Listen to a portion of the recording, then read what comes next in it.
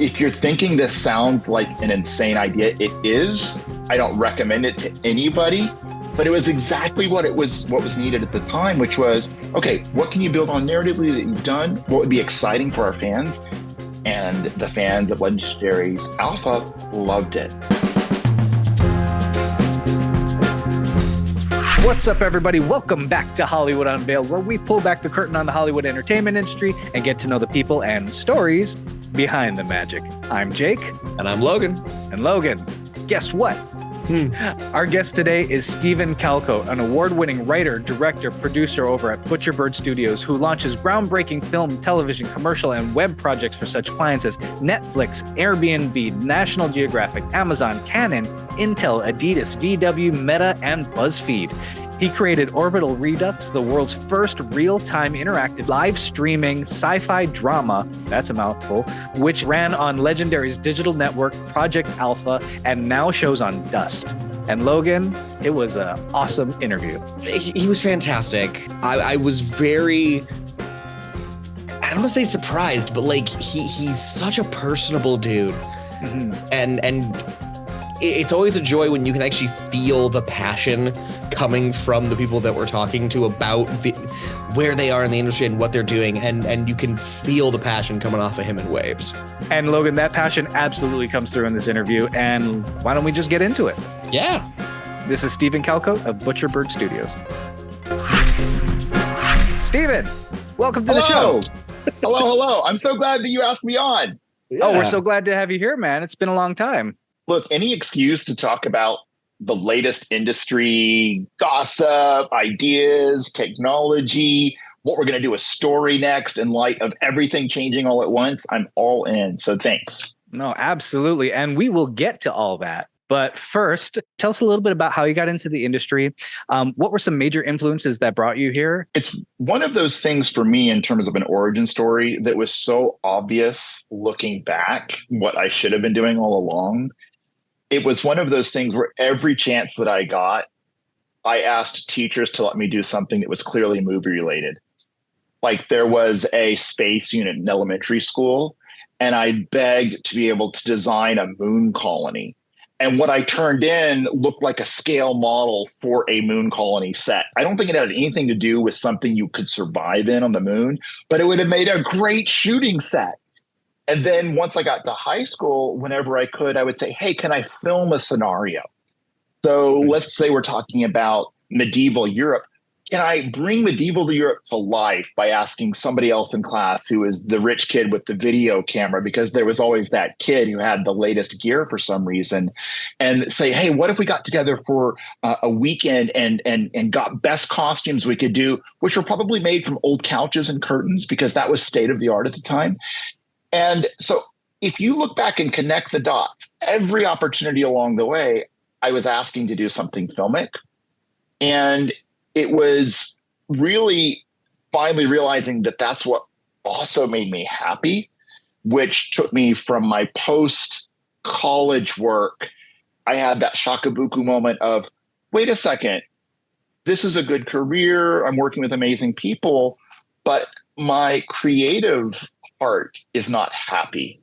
And so I was working in a variety of internet startups and realized that moment and said, okay, what was the last adventure I had? I'd studied Chinese in school. I'd been in Beijing University for a semester. And I realized that the sense of adventure and the stories to be told in China were absolutely the place I should go. So within the course of a few weeks, I sold everything I owned.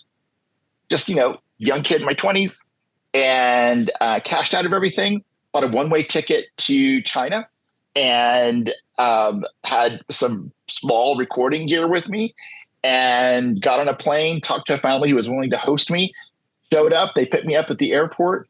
And then for basically the next year, I took any opportunity that I could to be, oh, that's that strange kid from America who wants to tell stories. He's so dorky. We must trust him because clearly anybody that is this incompetent at first glance is somebody we should welcome in and try to make sure that they don't damage themselves. But at the end of that year, I'd gotten a chance to shoot commercials. and short films. And I did a feature-length documentary that Leonard Nimoy went on to narrate, worked with some amazing collaborators who are still lifelong friends. And that's the very short version of the origin story. It was basically realizing what it was that I needed to make me truly happy. And then that life-changing, courageous moment of, okay, I'm going to put it all on the line and make the leap. And then it kind of all followed from there. And how did that transition into a Butcher Bird? And once that kind of got going, what kind of productions were coming through your doors? So I'm going to skip over intervening time periods, but basically went through the not film school official, but film school on the ground, getting any chance I could to work in any department that I could that would have me on set. And I made my way through basically all the disciplines, from PA to the AD teams to the camera teams to then post-production and the insertion of digital effects in that pipeline, and then going through and learning how basically to do each piece of that story, realizing that firmly I was into bringing from the script to the screen and wanting to work with the actors and performances and building that world, et cetera, which meant, oh, that's the director thing. Yes, that's what I should focus on. And the really short version of how I got to Butcher Bird, it was looking at other poor kids who had bootstrapped themselves. And I only bring that up because if you're a poor kid, you have to build relationships from the ground. You have to meet people one by one. You build and connect and get inspired. And I think if you come from money or really high level connections already, you have a different path. Doesn't mean you'll succeed, but you assume that you need to do different things. Whereas if you're a poor kid, you have to start on the ground by meeting as many people as who will take you and give you as many opportunities as you can. And then what gets us to Butcher Bird is I had formed these really incredible friendships with fellow collaborators who we had been through the 24-hour shoots. Yeah, 24 hours in a row with crappy craft service and questionable safety practices. We had been inspired by some incredible artists, and we began to realize there was a right way to do things. There was an ethical and humane way to do things. And we realized as we kept working together, wait a second, why don't we take our individual strengths and our passions and our ethos, because that was just as important, and combine together and be stronger working together. That way, if one is up, that'll raise the rest of us. If another's down, you can kind of hang on until the next thing happens. And that was the origin story. And I am really proud to tell you that we have just hit our official 10th anniversary at Butcher Bird since we became an LLC. And so I still don't know if we do anything correctly, but I am proud to say we have done a ethical, humane, passionate, story and people-focused journey over the last 10 years that I'm really proud of. And it all started because people were the riches that we had. And when that's the case, that's where you build from. You know, I think it's really interesting you say that. I don't think we did, or that we did things that were the right way and I always, my first instinct is to say that there's no wrong way to get into the industry. But then as soon as I thought that, I was like, no, actually, there's plenty of instances where we can find a wrong way to do. Oh, let's not do that.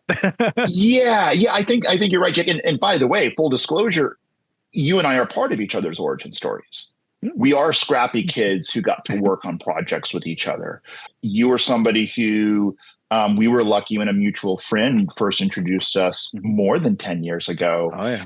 And a friend we both trusted who introduced us to other trustworthy, meaningful, wholesome friendships as well. I just struck by that all over again. It's interesting when you start to focus on people who have a certain life philosophy. It's easy to build that group. You can really, if you set out to it, select the community you want to be a part of, which I think is really good news for anybody who's saying, where do I fit? Well, you find the people who fit you. And then that kind of naturally spills out and grows. Absolutely. I remember Butcher Bird, at least working out of our mutual friend studio space, I believe, in downtown LA. One big room with lots of desks very close together. And that actually is before our official partnership, our official LLC.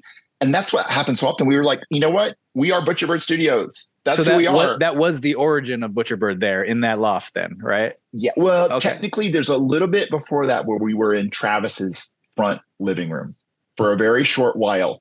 And I think we pushed it about as far as we could before the partner in the household says, how long are your crazy filmmaking friends going to be here again? And then you're like, okay, all right, that's a good time for us to maybe expand. And then thankfully our friend said, well, I have a loft studio space. Would that work for next step? And we said, absolutely. And I don't know. I know that there's a way to come in fully financed and with all of your investors in place. But because it's the way I've done it, when you're literally building desks together and you're finding that chair that was left on the side of the road, you're like, wait, why did somebody throw away this perfectly good chair? And it doesn't match anything you have, but that's the next editorial chair. There's something about finding out what's really important, right? And you're kind of scrapping everything together that then once you know what's important, you can build on what's important. I don't know. I for some reason, I'm speaking in platitudes today. I think I'm kind of a little bit intoxicated with the fact that we've made it 10 years. Anytime I talk about that, I get really proud because there have been so many adventures to get here. So you put me in that place, Jake. Oh, well, if I put you in that place, I am looking forward to the call when I get to be a partner at Butcherbird. But anyway. There you go. Coming from that studio space to becoming, I'll just say it, a streaming powerhouse with an awesome facility in the Glendale Burbank border and right next to DreamWorks, pretty much, right? Disney and DreamWorks. Yeah. What was the thing that really took Butcherbird to that next level and really exploded things? Because things have exploded in a positive way. Jake, thank you so much for the compliment. I am mindful of what a big compliment that is. We're still the same scrappy kids that we've always been. We call our R&D stage here Innovation Station. We're very much the kids who are smiling and looking forward to trying to do something in a new way that nobody's tried before. So when somebody says, hey, you guys are doing great work and you've made it, I think, well, no, making it is this always ongoing engine of a process. It's always complex how you arrive and you look up and you say, wait, we have some amazing clients here. Over the last 10 years, we've had projects with Netflix and Apple and Disney and Amazon and Twitch and Legendary. And I think, how does this group of 12 really cool individuals keep having these adventures in these spaces? If I had to pick one answer right now, you're hearing it in real time from me, and I don't think I've said this before, it's a willingness to take a leap of faith in a certain direction that if it hits, you're willing to keep traveling in.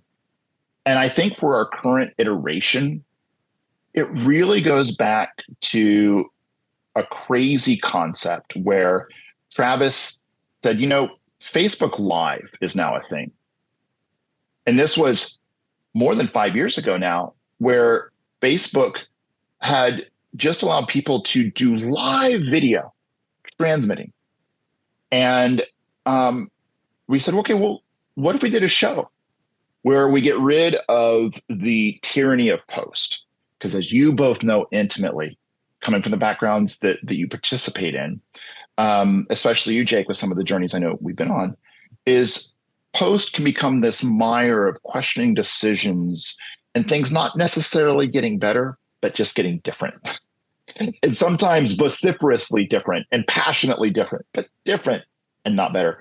And so we said, well, what if we captured the feeling of live and the potential of live to commit to what you're doing on camera, and that's it. And at the end of the show, when the camera's shut off, that's your episode.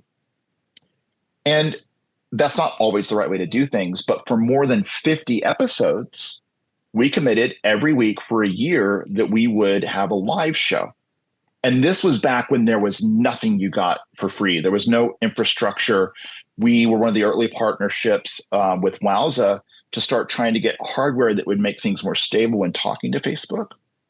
And after a year of this and realizing, wait, we can make live work, here was our big moment. What if we made a live show completely online?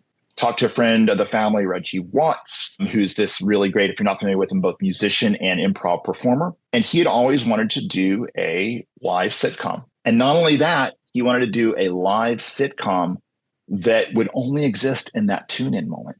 And so we did 3 contiguous sets in our studio space, a living room set, a bedroom set, and then through the doorway, a cafe set. And the insanity was we needed to be ready with 3 cameras on each set, all in a live switcher, all in a live feed, broadcasting out to the world. Wherever the performers got inspired to go, we needed to be able to do cross-camera coverage, audio, and everything else for that. And so broadcast knows how to do this, and they've been doing it for a long time. But not even broadcast really does live sitcoms unless it's a special event. So we took this big leap of faith and we said, that's insane. Let's do it, right? Because we think it could be really interesting. And people loved it. And that was the breakout moment. And from there, because we had proved that we could do it, Amazon had this insane concept of doing a live Prime Day event for 24 hours straight in conjunction with a platform that they had purchased called Twitch. So for 24 hours, they wanted to do a sitcom inspired show that would allow people to, in real time, purchase Prime Day products. Like a QVC. Like a QVC, but because it was irreverent Twitch streamers, we came up with a name in conjunction with Twitch and Amazon called Twitch Sells Out. And every 2 hours, a new group of 4 top Twitch streamers would come on. And I mean, these are the top names in streaming today. But 5 years ago, when this was happening, nobody had tried this before. And so Luis Reyes, one of the creative partners here, he came up with this idea that Twitch had to pay rent. And they even had a Mr. Roper kind of character where every 2 hours they had to sell or they were going to get kicked out, which is not untrue. The reason Twitch had to do this is they were now owned by Amazon, right? So you do have to, be aware of the landlord. And we created this sitcom that supported all these insane activities that these streamers had to do.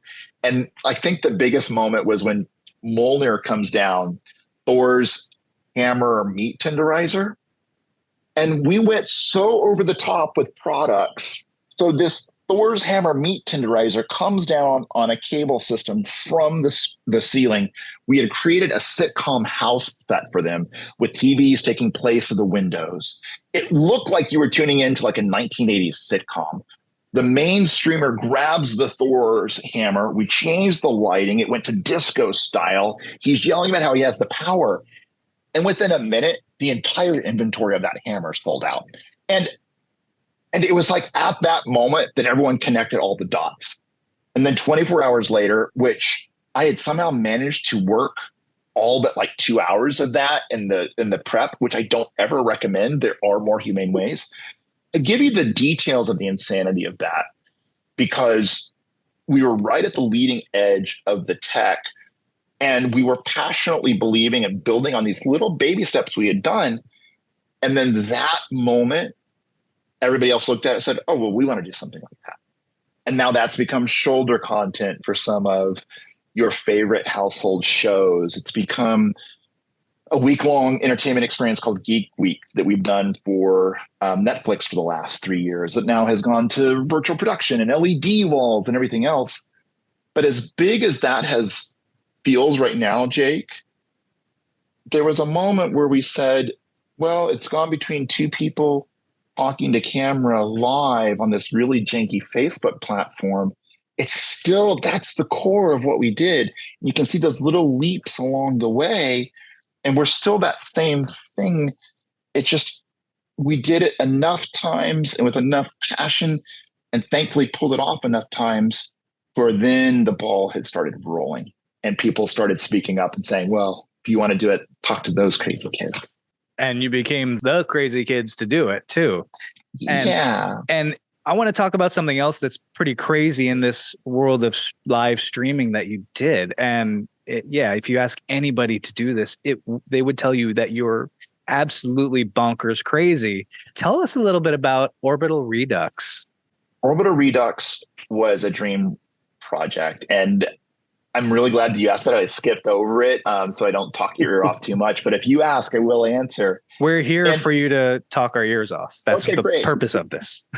Well, that was one of those examples. We would not have been allowed to do that unless we'd pulled off the weekly show and the Amazon show. And those you might think, well, if you came out to be a filmmaker, Steven, that was so commercial. Was that just QVC? Absolutely not. We did everything we could to make that a palatable, narrative, fun, comedic experience. And so a lot of times when you're starting out and you're not self-funded, you have to, as my friend Victor Wong, who runs an effects house in Hong Kong, says, is you have to feed the baby, Steven. And you have to, and Jake, you know what it means to feed the baby literally, but for us, it was, okay, how do we make sure that we have the facility covered and the people covered, et cetera? We're going to have to be willing to do commercial and do our own brand of it and do our own irreverence, but it has to be commercial. But guess what? When I pitched along with my co-creator, Lillian Diaz-Prisbal, we went to Legendary Digital, just started a service called Alpha, which was kind of a geek's Netflix. It had a short lifespan, very noble. It wanted to be interactive and for geeks only. And we happened to have a space show, interactive, that I had designed from the ground to be live. And Jason Milligan, another mutual friend, said, well, my buddy at Legendary at Nerdist, they're looking for something that would be live and interactive. And Jake, here was the key ingredient. We had the right script and the right concept at the right time. But I don't think they would have even given us a business card, a snacks, a refreshment, if we didn't have the pedigree of having pulled it off. So it was the 1-2 punch, that decision a few years before that to make a leap without having the opportunities yet, plus the right script at the right time. So what was it? Basically, 2 astronauts in a single spaceship are stranded when everything that can go wrong goes wrong. And over the course of 8 episodes, in real time, live, no cuts, you see how they get out of it. So for every week, we had 10 cameras coverage inside the capsule. We had vertical screens where they would try to call home or moon base or Earth traffic control for space. And those were all real interactions. We had a live band on set. We had live visual effects playback. We had live special effects and stunts. If you're thinking this sounds like an insane idea, it is. I don't recommend it to anybody, but it was exactly what was needed at the time, which was, okay, what can you build on narratively that you've done? What would be exciting for our fans? And the fans of Legendary's Alpha loved it. They got to go on each episode in a pre-show. They got to change what was going to happen in the episode. And then here was something I'm really proud of. Imagine if in The Walking Dead, if Andrew Lincoln, covered with zombie blood, had then walked live onto the set of Talking Dead. And he sat down covered in blood. And he's like, okay, that scene was fucking crazy. That's what we did with Yuri Lowenthal, who starred in Orbital Redux. He was covered with sweat in an actual Soviet spacesuit, having just done stunts. We would cut. He would walk over to the after show and be like, that was the craziest thing I've ever done in my life.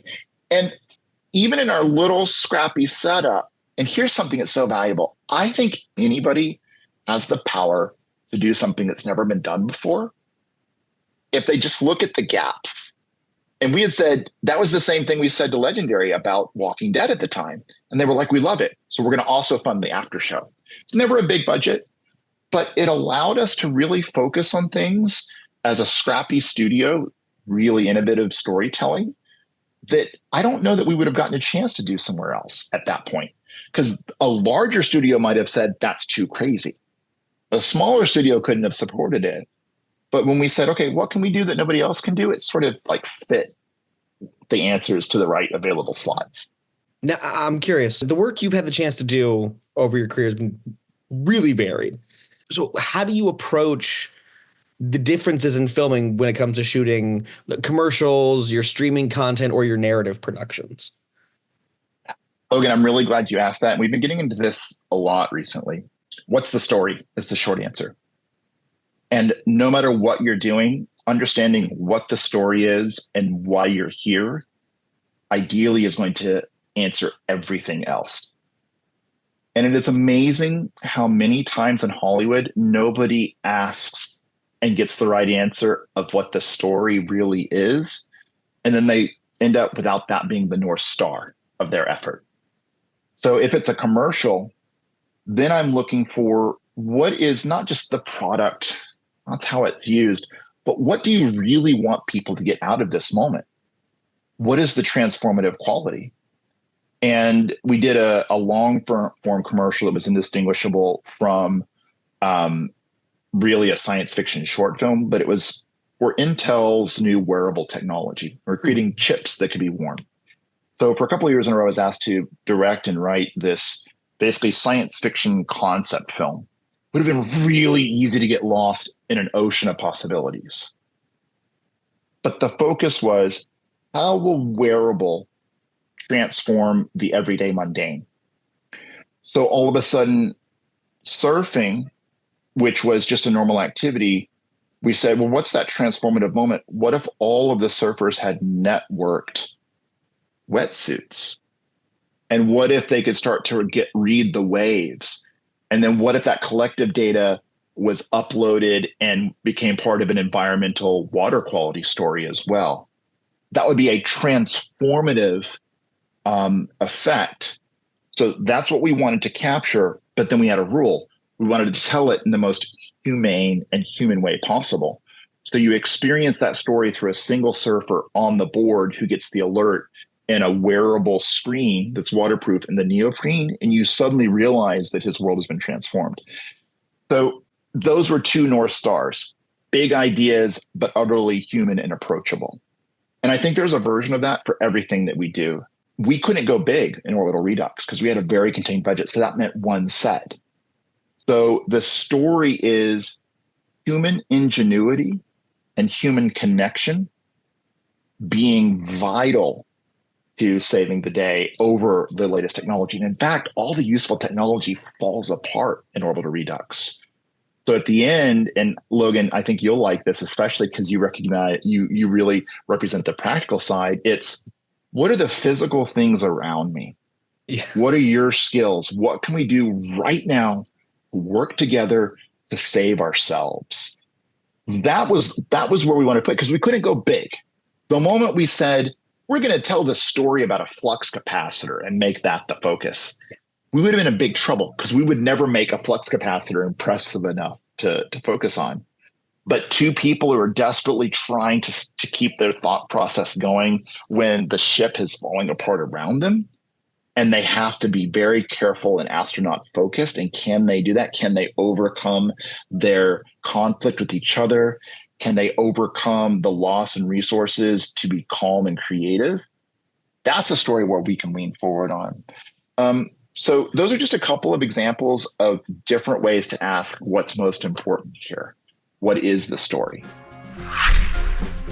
What's up, everyone? I'm just dropping in to say thank you so much for tuning in. We really appreciate it. And if you're enjoying the show, be sure to let us know.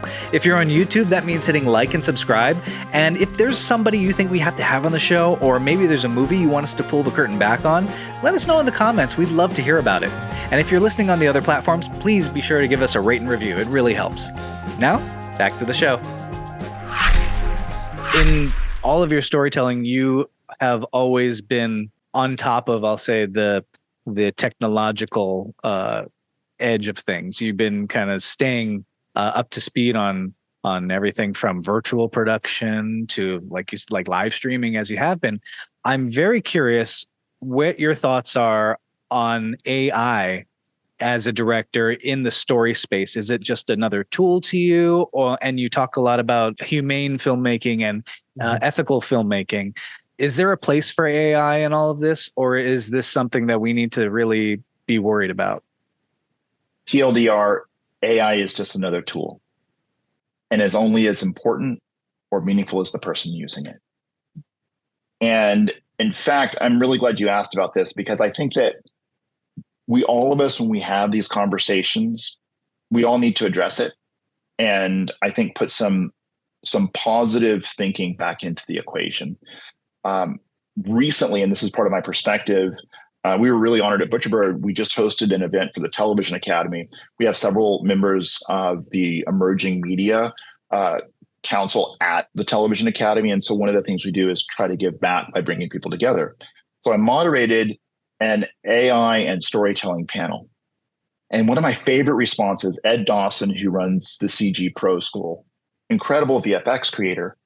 And I asked Ed in front of everybody. We had about 75 people in the audience. It was a really cool gathering of a lot of people just like us who tell stories for a living. And I said, Ed, how should I use AI when I'm telling stories? And he said, Steven, wrong question. What is your story? And does AI even fit with it? Is AI even a valid tool? And in fact, not even asking like that, but what is your story and what is the best way to tell it? And maybe AI is a part of it. Maybe it's not. And so that's the first thing I always say.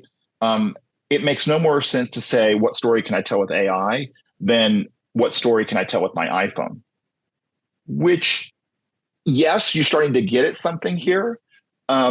Okay, tools, storytelling, but it all comes back down to this. Who are you trying to reach?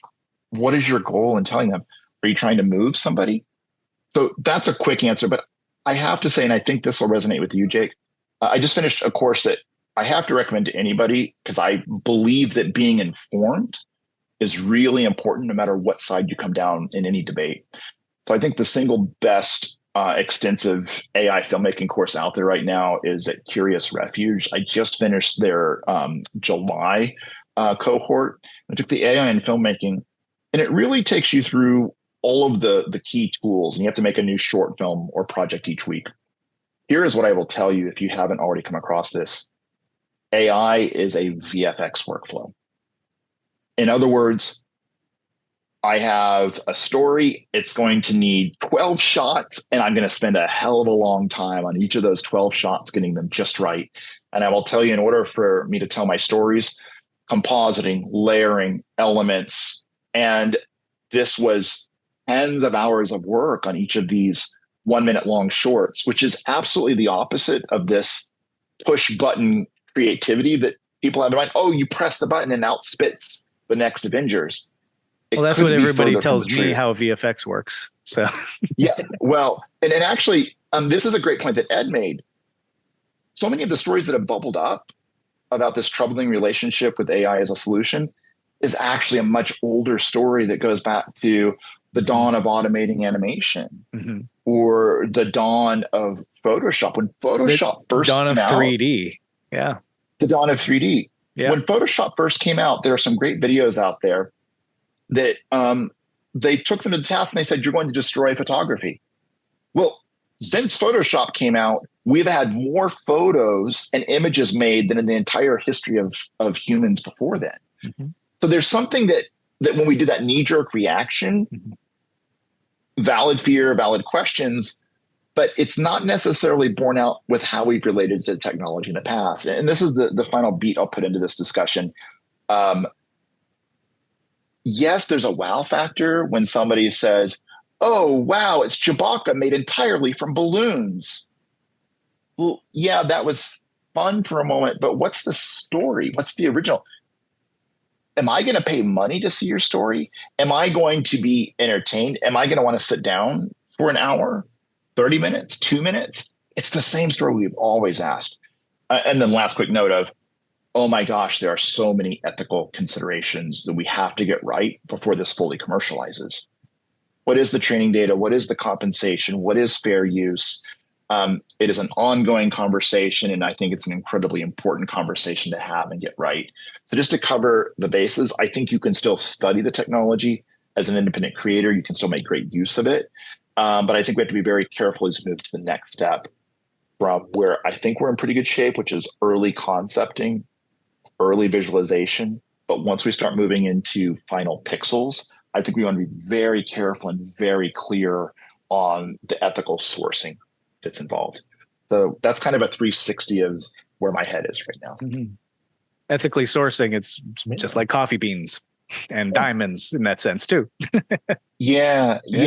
And it's an important question, actually, no matter where we are in the process, right? Mm-hmm. From where we get our materials to build sets, to how we train our people, how we take care of them. Mm-hmm. Like, that's so many of the conversations which are being portrayed as new thoughts and new things are actually really important ongoing conversations, right? And they've been around forever too. They've been around for a long time. Like we had actors saying, "Oh, they're just going to press a button and make and kill acting jobs," even, Yep. and didn't exactly happen like that, but like it's just another tool that artists use, and a lot of artists just want better tools anyway. That's what we're trying to do with new filters, new plugins. It's always to make our job easier in life. But like you said, the ethical ends of it, we got to be really careful about that. Now, on the topic of emerging technologies, is there anything that you yourself are really excited about coming around the corner? Well, I want to give listeners a little insight into what is the process for being on top of emerging technology, at least for Butcherbird. We do have a reputation of being at the intersection of story and technology. And it's nothing more than an investment of time. Yes, we're techno geeks and general genre geeks, but I will tell you, one of the most important things I do each year is spending a week at NAB in Vegas. So April-ish every year, if you're not familiar with, National Association of Broadcasters, which is becoming increasingly inaccurately named as it takes into account live streaming and people just telling stories in general. But it fills the Las Vegas Convention Center, or it did before the pandemic, and is slowly but surely filling it again. And for me, it's like a storytelling toy store. And I try to see absolutely every exhibit. I talk to 100 people. I ask them questions, and I think, does this fit anywhere in the stories I want to tell? Or does this allow me to tell a story in a way I haven't told before? And it's going in very mindfully to that. But actually, I'm illuminating a mindset that I would say that I approach every day. One of my secret tools, not so big a secret, one of the things that I do every day, no matter what, is I look at the latest updates to 80 level, 80.lv, if you're not familiar, 80.LV. And it is, from an artist, visual effects, animator standpoint, the most important tools that impact them. And it's probably 10 other sites like that I make sure not to just read, but I interrogate the stories quickly and automatically and reflexively in my head of, can I use this? Does it allow me to do something more efficiently in an interesting way? Can I combine this with something else? And so I think the maybe not very exciting answer, Jake, is that it's a daily habit, and it's a daily approach to looking at the new tech. But that has been filmmaking for the last 100 years. Adapting technologies from manufacturing and every industry imaginable to see if we can use it in filmmaking. I mean, that is what it is to be a modern filmmaker, a modern storyteller, that you have to embrace the churn of constant new ways to do things better, faster, and unexpectedly. Nice. And actually, on that note, with how you're adjusting your filmmaking with every new piece of technology that kind of comes out, is there one piece of that emerging technology that you find yourself using the most?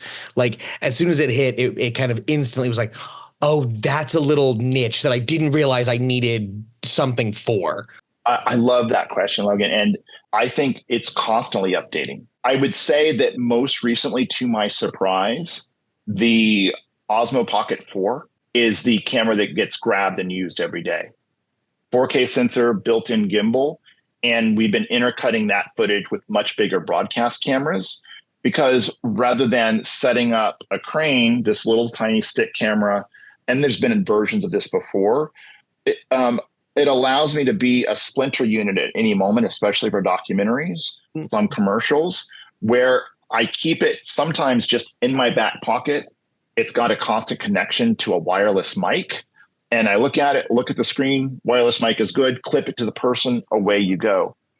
One of the constant pressures we have that has not actually improved in the last 10 years, we are being asked to do the same volume of work for commercials, especially with much smaller budgets. So the tools we have to bring into the equation, thankfully, the 15 Pro Max, you can cut and color this footage into a much larger broadcast shoot. Now, you can't blow it out and you can't cause problems with it. But in terms of just raw quality, especially if you're shooting ProRes RAW, we can make that a C camera and not compromise quality. And that's the same thing with Osmo Pocket 4. I will say most recently we did this aerial robotics story where the 1-2 punch for me was a small DJI camera drone, the Mini, and then the Osmo Pocket. Having those two together meant I could get any shot in the arsenal imaginable by being a director, camera operator, and running and grabbing units, because it was a fairly complex show. It's a week in the Utah desert on a salt flat, and we were independent units connected by radios. But if I needed an establishing shot, I would throw the Mini out and I would do a big rising shot that might have been a jib setup 2 years ago or a techno crane setup for the right shot. The other thing I've started to do, and this goes into the category of sometimes it's not using the tool for the advertised way. Sometimes it's going off label, which, by the way, is the entire modern digital filmmaking ethos. A lot of people forget the 5D from Canon, which is credited, of course, with starting the modern digital filmmaking revolution, was for photojournalists who happened to be on assignment in a war zone, let's say, and wanted to get some quick video so that they can include that as part of their package. And the rest of us said, wait, that's not the use case. The use case is I want to do a short film and have bokeh and interchangeable lenses, right? So for me, to that end, the DJI Mini drone I used as a dolly. So we did a lot of tracking shots with people running and out in the desert over scrubbed salt flat, really inhospitable. And by the way, as a couple of us did, if you tripped, you instantly fell into a sea of thorns with these bushes, right? Because they protect their bushes. They don't want people to eat their bushes because they have the water. So it's desert rules. It's desert rules, people. So rather than setting up dolly track, which wasn't in the budget, but just from a speed, because we're now in 100-degree weather and nobody wants to wait, I set now with really good floating gimbal control, a dolly movement, and now I can do a tracking shot across a 20-foot run that, no, I wouldn't want to put that on IMAX, but for anything that's broadcast, right coloring, right exposure, I've now got a rock solid, steady shot on a dolly. And nobody is marketing a drone as an air dolly. But that's really minor innovation on, okay, if I'm not recording sound, there's a lot of stuff I might do to follow or lead inside of a building as well. So those are two really tangible items that are under $1,000 that radically transform the way that we approach production. Last thing, we use Unreal Engine every single day here. As a virtual production fait accompli, it's critical. That's its own separate podcast and discussion. But to your point, Logan, of something that we turn on and use every day, it's currently part of our daily workflows. Now, mostly because we're talking techniques, especially with the flying drone dolly, which I think is a great usage for that. And also it sounds like you're using it the right way, where it's not like distracting of like, oh, there's drone footage. Like it sounds like it's integrating really well into what you're doing. So I'm curious. So a lot of directors will have what can be called like a signature move. Like J.J. Abrams loves to get those lens flares in there. Sam Raimi, it's a lot of the whip zooms. With all the different kind of projects that you do, is there a signature move that you like to work into all of your projects? What a wonderful question. And I feel elevated by that question in a way that I'm still working very much in my career to be worthy of a question like that. I was thinking about this recently. You have incredibly stylized directors, like I'm sure a shared favorite, Wes Anderson. Mm-hmm. Everyone knows a Wes Anderson film at a glance. In contrast to Ridley Scott, who reinvents every film he does, and I'm not sure that people would be able to spot a Ridley Scott film. Because think about Alien versus Gladiator versus Matchstick Men. Yeah. And so tackling that question from the position of, I'm not sure I ever want to be in a position where I have a signature move. But I will say there is a approach that I'm always looking to bring in, which is what if we did it live? And it needn't be live. There's a scene that I'm writing right now where I'm writing as a oneer, but the approach is if I had to do it live, it's not just that it's a oneer with effects to paint out props and rigs and other things that are making it possible. It's a young surgeon who's at a forward operating base at a mobile Army surgical hospital. There's a mobile unit. She's got telesurgery there. And I want to be on her shoulder to make it a visceral experience as she's dealing with this soldier. And then the power goes out. So she's no longer with the telesurgeons back at Walter Reed for one of the top war hospitals in the world. Now she's on her own. And if I can not cut away from that, if I can stay with her, if I can keep that sustained tension, I'm going to communicate. I'm going to make them feel something you wouldn't necessarily feel otherwise. But interestingly, it's entirely old school techniques I'm going to have to do. If I'm doing this like holographic overlay thing that's actually a projector and it's got all this cabling, I'm going to have to, while I'm hidden over here, move some of that out of the way and disconnect it in a way that you, the viewer, would never see. And if it's a ongoing surgery and there's blood, I'm going to have a blood pump in that table and not just do the blood in post-production. That's entirely a live mentality that's paying off in what's a heavily post-produced project that I want this to be. So I think that it's that energy of live. And we did that for real every week in Orbital, where Yuri had to physically get from the airlock back to the control and then back to the airlock. Well, yes, I could cut out time in that and I could suture that together if it were a post show. But what do I gain if as a storyteller, I actually do the work of getting you there and making it as meaningful in the journey as I do in each of the destinations? Because what happens when we're in a heavily post environment where I'm going to fix everything in post, which should never be said ever. I'm kind of grabbing that horror show. The moment you say you fix it in post, you start being lazy. Mm-hmm. You start making it less meaningful in the travel. I got some clients you need to talk to. Yeah, right. Right. We all do. I need you to come talk to you need to. Yeah, exactly. Yeah. We'll trade off.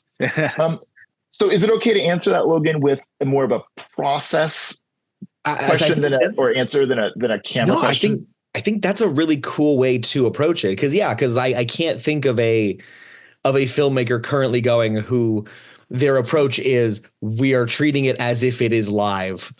And that's how you're approaching kind of putting a scene together. It's definitely an interesting way of kind of thinking through the different scenes that you're putting together. And I love that sort of math equation of just like whatever the idea is, you just say, yes, but live.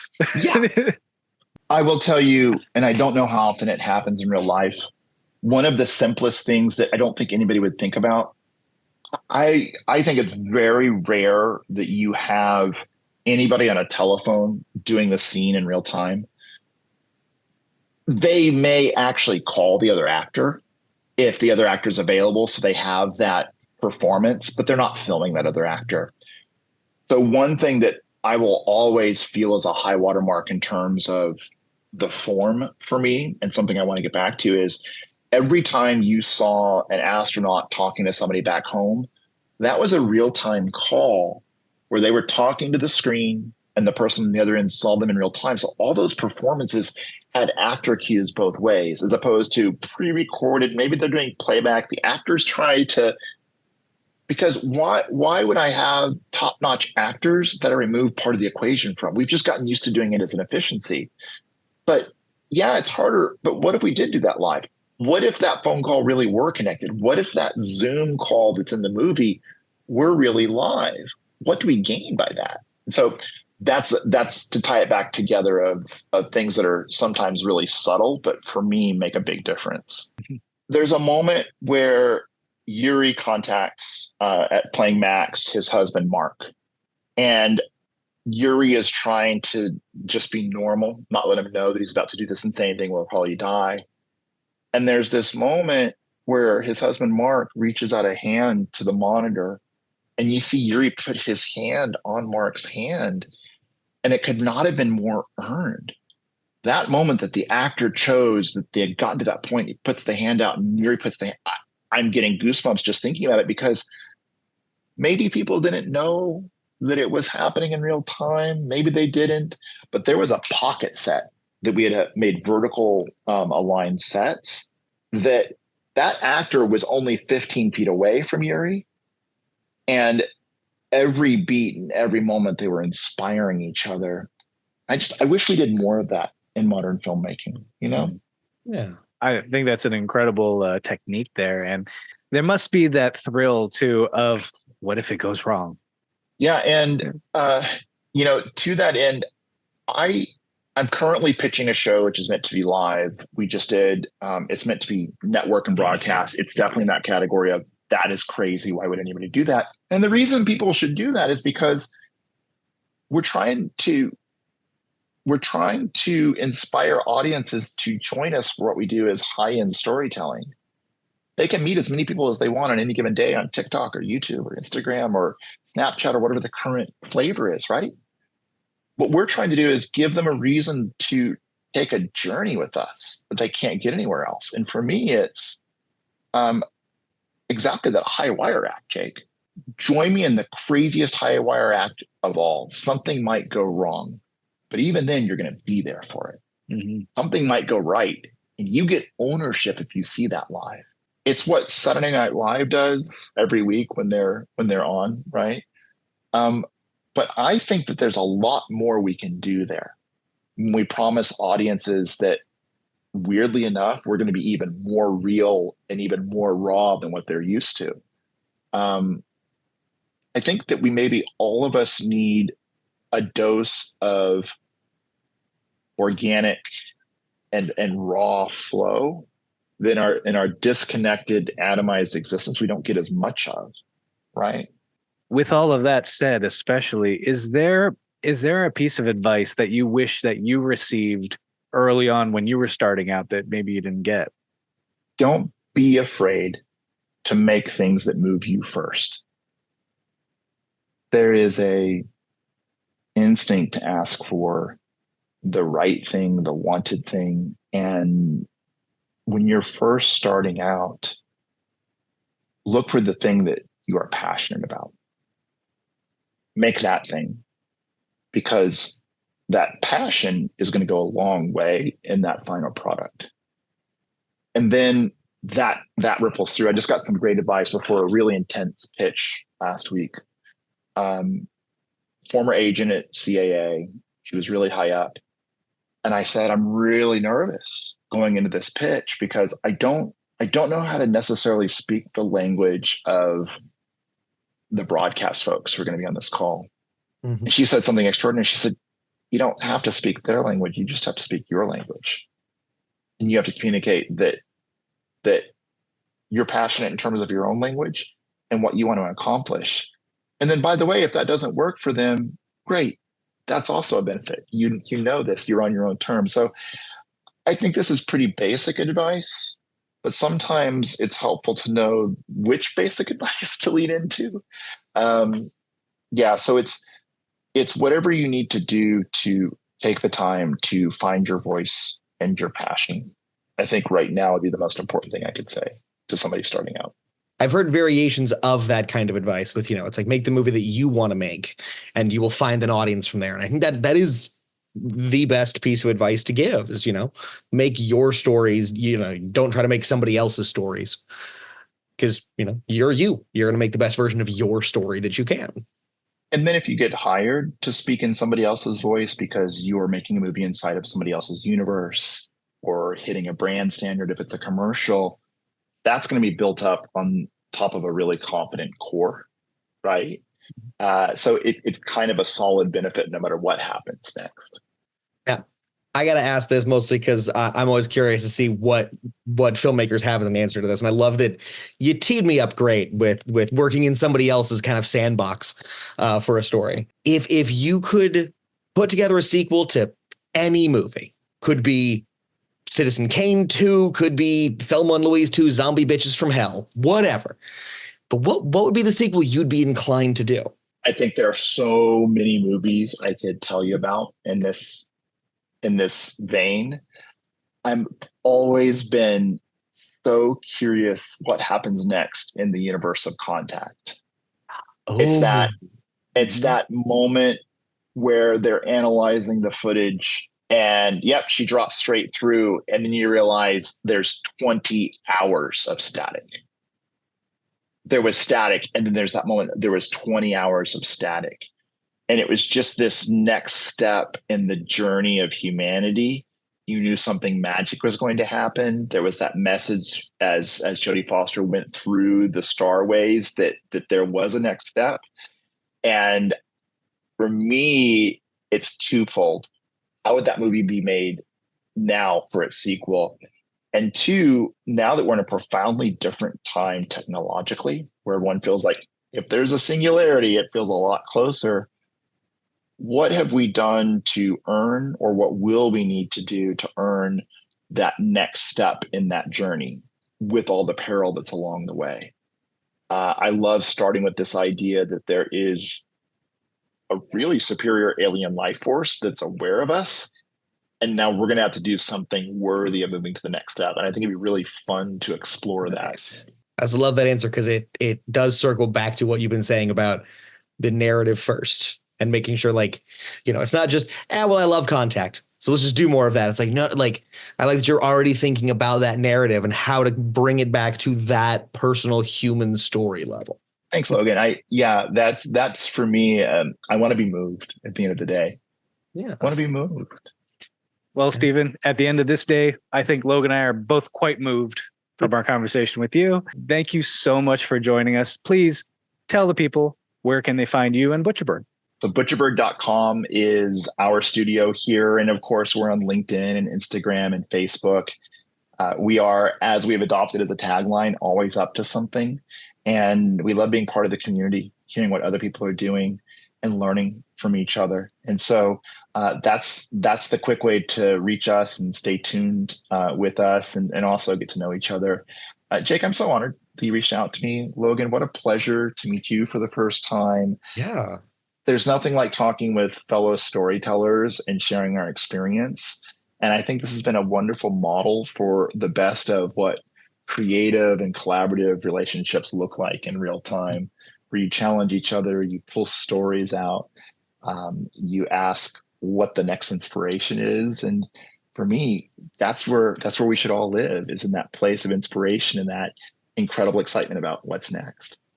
Well, I can tell you everything happening at Butcherbird is quite inspiring, Steven. Thank you. Thank you very much. Thanks so much for being here. All right. Have a great rest of your day, guys. You too. Yep. Well, Logan, it's always a blast catching up with Steven. Both his energy and expertise are clearly off the charts, and I'm so glad we got to catch up with him. I love that he genuinely feels like that filmmaker who is like, I'm starting with $5 and a dream, like, and has just continued to, like, the one line that he said in there that really kind of sticks is like, I don't know if we were doing it right, but I know that we were getting it done. And that is, I think, like, real filmmaking is like, there is no right way to do any of these things. Mm-hmm. It's just what works best for you and your style. And the fact that he's, I loved this interview. I thought he was a fantastic conversation. Oh, absolutely. And I can't wait to catch up with him again. But for now, Logan, tell the people where they can find you. I'm findable. You can find me on Instagram and Letterboxd at FilmGuy1989, Twitter at FilmGuy89. I think I'm on Threads there somewhere. It's the FilmGuy89. And I still do the weekly YouTube ratings. So how about you, Jake? Where can they find you? Well, they can find me and my company at VFX2Go on all the socials, Facebook, Instagram, TikTok, Threads, Twitter, all of them now, apparently. And on our website, vfx2go.com, where now we've added a blog where you will find news, tips, tutorials, and interviews in the VFX industry. Nice. And did you know that we also have a website? Oh, yeah, that's right. I put that together too. Yeah, well, tell us all about it. It's at hollywoodunveiled.com. And you can find us on all the socials. Well, we still have no idea how to end this thing. But, one of these days we'll figure out how to end this show. But until then, I've been Jake. And I've been Logan. Bye.